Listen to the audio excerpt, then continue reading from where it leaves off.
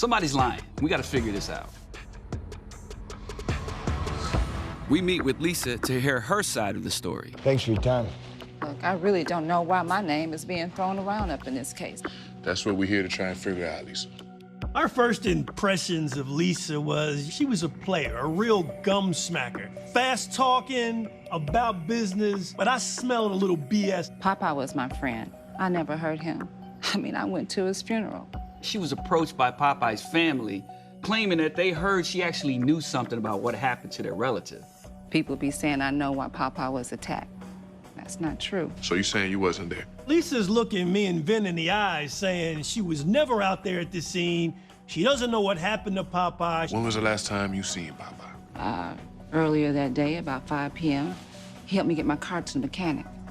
Okay. What kind of car you drive, Lisa?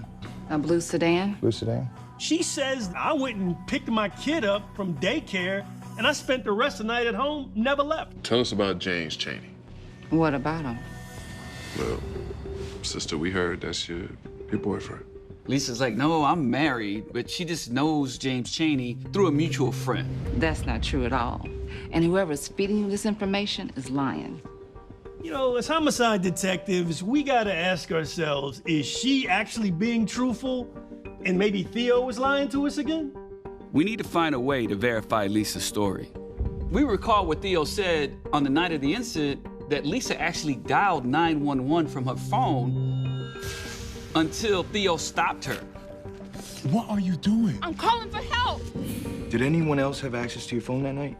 No, it was with me all night at home. We know that this is important because we've actually locked Lisa into having possession of her phone. The next step is let's get her phone records. What about your car? Anybody else drive it? No. So can you think of anyone else that might want to hurt Popeye? There is this drug dealer, Jim Brown.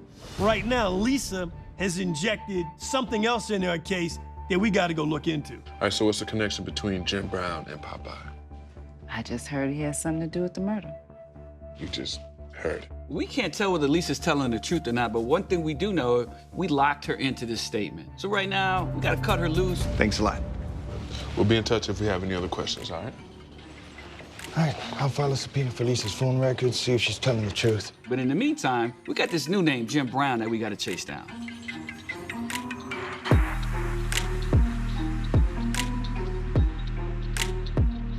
At this point, we had two opposing stories.